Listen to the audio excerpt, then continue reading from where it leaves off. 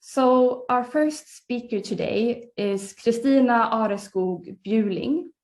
She's a sustainability manager at Dagab in Sweden and will give us a presentation about sustainable rice farming in Pakistan and how partnerships with the private sector in the global north can support with trade.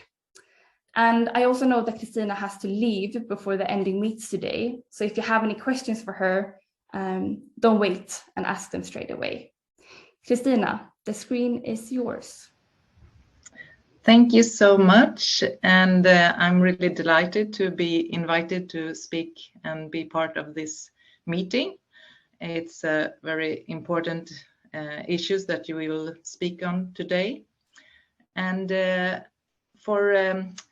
just to present myself a little bit more so that everyone knows, Axfood is one of the main food retailers in Swedish market. And the Dagab is the purchasing and logistic part of Axfood. So I'm head of a small sustainability team at Dagab.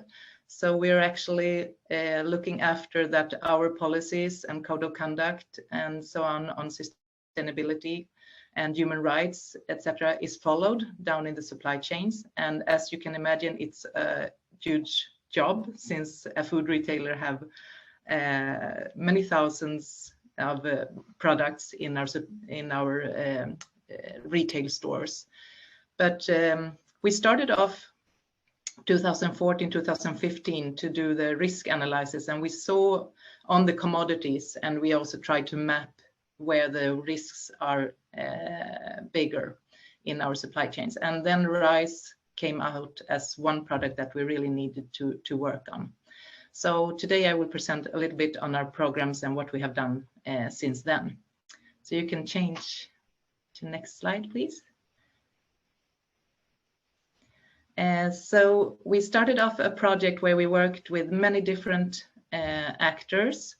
It's both our partners in the supply chain. So Rolleris is our packer, our importer of basmati rice.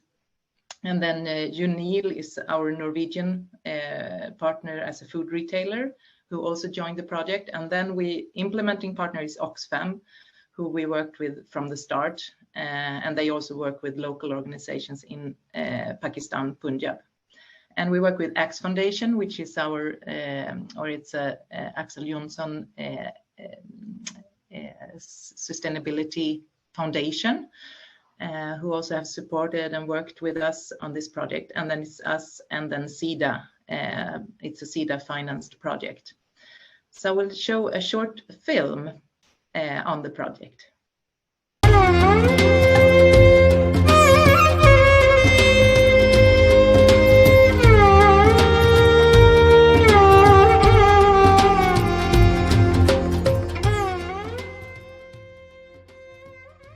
Provinsen Punjab i Pakistan är hjärtat för odling av ris av sorten basmati. Det finns mycket kraft i ett riskorn och riset gör stor skillnad för den bonde som odlar det och för hela lokalsamhället. Jordbruket i Pakistan är traditionellt oreglerat med hårda arbetsvillkor för många småskaliga risbönder och säsongsarbetare. Kvinnor har i regel lägre löner och mindre inflytande. Det här ville vi göra något åt. 2015 samlade Axfood och Axe Foundation hela värdekedjan, från bönder och risexportörer i Pakistan till importören i Europa och slutligen Axfood i Sverige, för att förbättra villkoren för risodlarna. Tillsammans med biståndsorganisationen Oxfam, som drivit projektet lokalt, och med stöd av SIDA, har vi genom utbildande insatser arbetat för att ge dessa bönder möjlighet att förbättra sina livsvillkor, med ett speciellt fokus på kvinnor. हाइशू ऑक्सफार्म और आगाही वाले 2 साल से हमें जदीद मालूमात दे रहे हैं और हमारे साथ काम कर रहे हैं, हमें सिखा रहे हैं जदीद काम करने के तरीके, फसल उगाने के, कटाई करने के तरीके और मशीनें वगैरह में सहूलतें फराहम की हैं. Så vad har vi uppnått? Genom projektet har 2500 småskaliga risbönder organiserat sig i 25 odlarorganisationer där ledarskapet består till 50% av kvinnor. Projektet kopplar samman bönderna med myndigheter, beslutsfattare, forskare och experter. Bönderna har tränats i hållbara odlingsmetoder enligt en standard, Sustainable Rice Platform, SRP. Enligt SRP leder metoderna till mellan 20 och 50% mindre växthusgasutsläpp, 20% mindre vattenåtgång och minskad kemikalieanvändning. Den hållbara odlingen har gett många andra ringar på vattnet. Bättre riskvalitet och högre produktivitet. Bönderna har i vissa fall ökat sin skörd med 40%. Tidigare sålde bönderna sitt ris via mellanhänder. Nu säljer de direkt till risexportörerna som betalar premiumpris. Det ger mer pengar i fickan till bonden. Genom projektet har böndernas inkomster ökat med mellan 10 och 30%. Det ger effekter på hela lokalsamhället. Nästa gång du ser ett paket basmatiris på butikshyllan, tänk på bonden som har odlat det och njut av att ett gott ris har blivit ännu godare.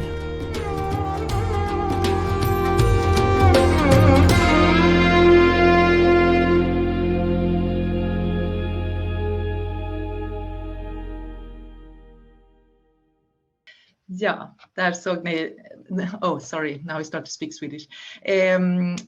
There you saw a little bit of the pictures also from Punjab, Pakistan, and I also had the opportunity to visit the project area in 2018 together with Axe Foundation, and it was extremely interesting, of course, and throughout the project we have close contact with the implementing partner.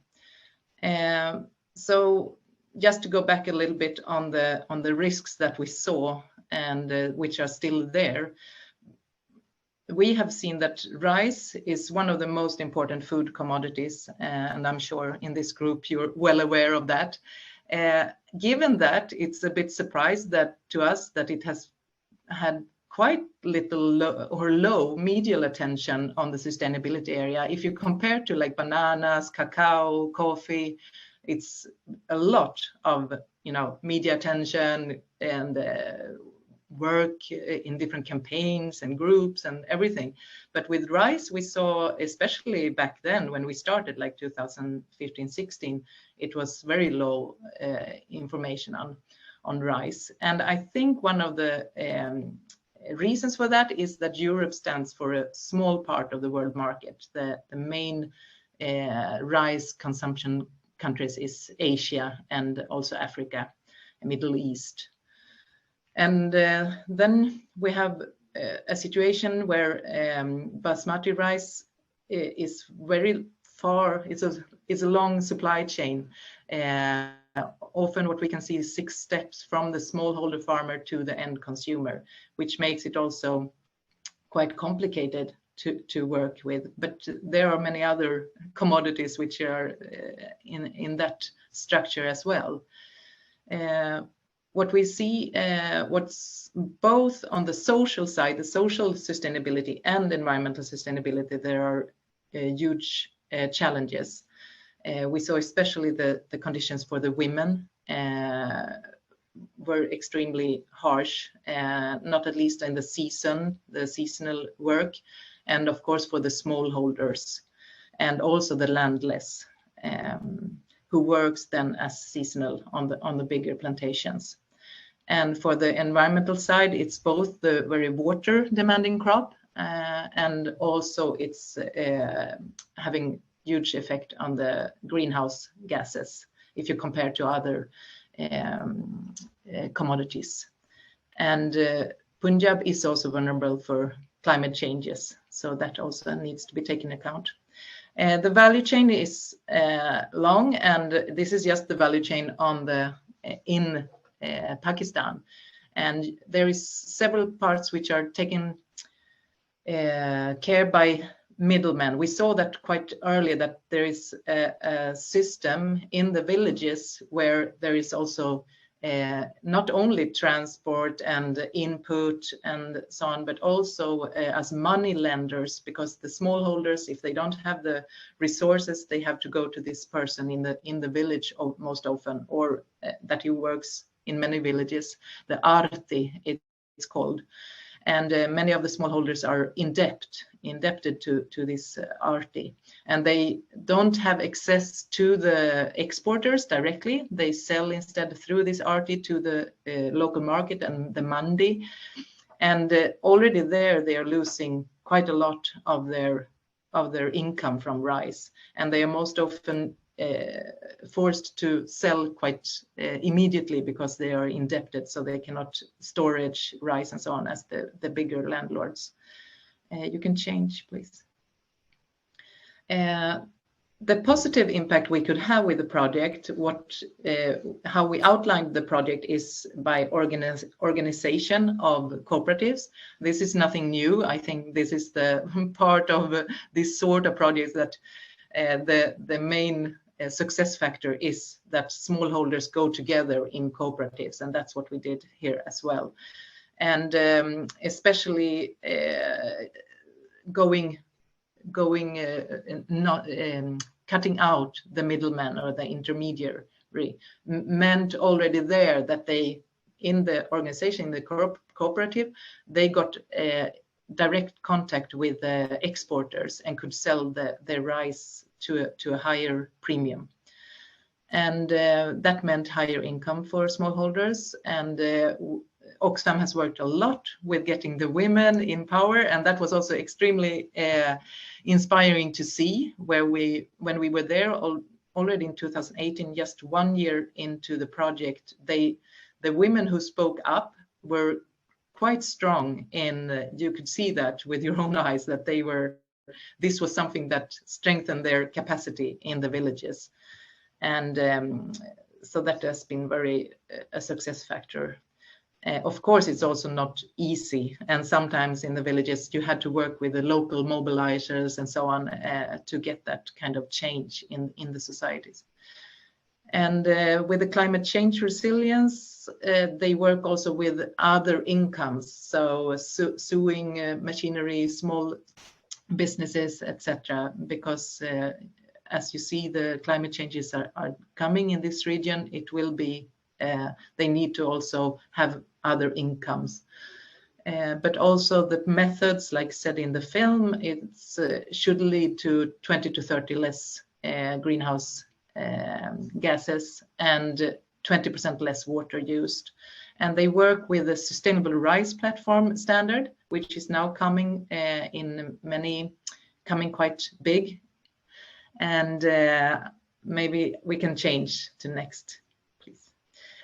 This we already talked about. We organized in 25 growers organization, and the majority is led by women. And a lot of the work is like train the trainer, and a lot of multi-stakeholder engagement with research institutes and also with the departments, the municipalities and so on, who are the politicians, also lobbying of legislation, because in Pakistan there is very low legislation of the, especially like social working conditions in the farming area and so on.